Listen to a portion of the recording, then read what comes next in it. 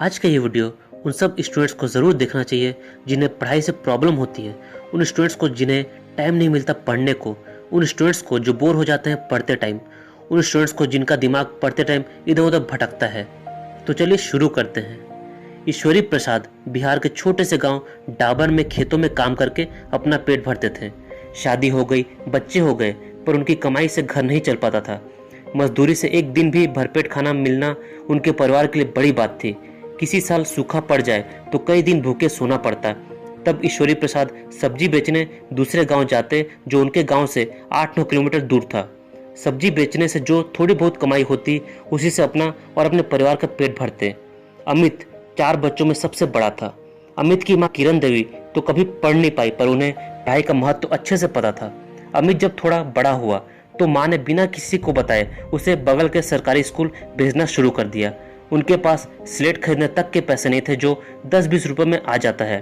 1 साल तक स्लेट का टूटा हुआ टुकड़ा लेकर ही अमित स्कूल गया था। उस स्लेट के टुकड़े पर ही बार बार लिखकर और मिटाकर वो पढ़ाई करता था। जैसे जैसे बड़े क्लास में पहुंचता गया उसकी लगन बढ़ती गई, क्योंकि उसकी मां ने उससे कहा था कि इस गरीबी से तुम्हारी पढ़ाई हमें मुक्ति दिला सकती है। छोटे से घर में दिन में पढ़ाई करना मुश्किल होता था, क्योंकि उसे कुछ न कुछ काम करना पड़ता था घर चलाने को। तो उसने रात में पढ़ने की आदत बना ली। वो रात भर पढ़ते रहता।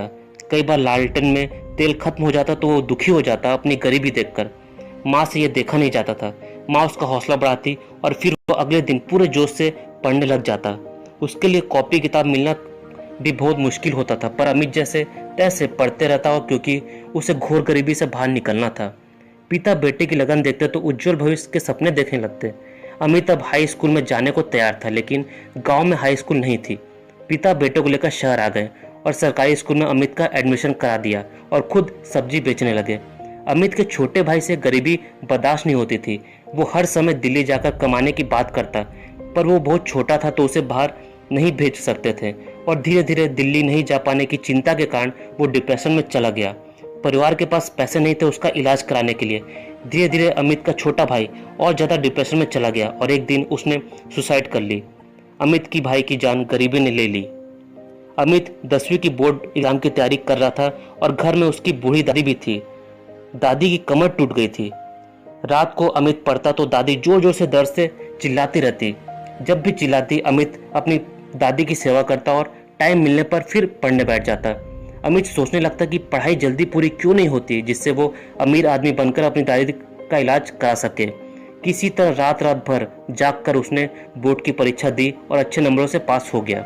शहर में रहकर अमित समझ गया था कि उसे 10वीं के बाद क्या पढ़ाई करनी चाहिए, और 10वीं पास करते ही उसने इंजीनियर बनने का फैसला कर लिया। किसी ने उसे आनंद कुमार के सुपर 30 के बारे में बताया तो दूसरे दिन ही अपने पिता के साथ वो आनंद सर से मिलने पहुंच गया।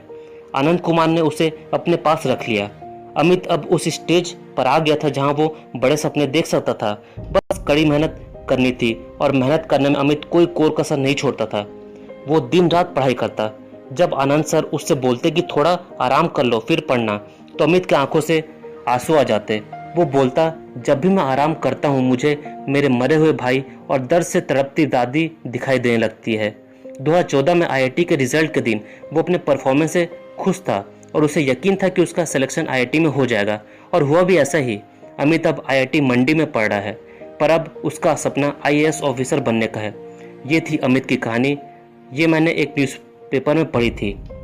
हम जब भी पढ़ने बैठते हैं हमारा ध्यान भटकता है, हमें दोस्तों से बातें करने का मन करता है, टीवी देखने का मन करता है, फिल्म देखने का मन करता है, मस्ती करने का मन करता है। ये सब हमको इसलिए करने का मन करता है क्योंकि हमने गरीबी देखी नहीं है। क्या अमित कभी फिल्म देखने की सोच सकता था? मन तो उसका भी हमारी तरह करता होगा कि फिल्म देख लूं, थोड़ा मस्ती कर लूं, पर उसके पास पैसे कहाँ थे ये सब करने के लिए? उसके पास तो खाने तक के पैसे नहीं थे। आपको जब भी पढ़ाई करने में बोर लगे, नींद आने लगे, तो बाहर निकल जाना और गरीबों की बस्ती में चले जाना और उन्हें देखना कि वो कैसे अपनी ज़िंदगी गुजार रहे हैं। आपको उनकी गरीबी देखकर पढ़ने का जोश आ जाएगा और आप पूरे जोश से फिर से पढ़ना स्टार्ट कर दोगे। आपको ये वीडियो कैसा लगा मुझे कमेंट ज़रूर करना। मैं हर कमेंट पढ़ता हूँ। इस वीडियो को लाइक और ज़्यादा से ज़्यादा शेयर करें अपने फ्रेंड्स सर्कल में, और इस स्टूडेंट बेस्ड चैनल को सब्सक्राइब ज़रूर कर लें, और नेक्स्ट वीडियो के नोटिफिकेशन के लिए सब्सक्राइब करने के बाद जो बेल दिखता है उसे क्लिक ज़रूर कर लें। आपने ये वीडियो देखा उसके लिए थैंक यू।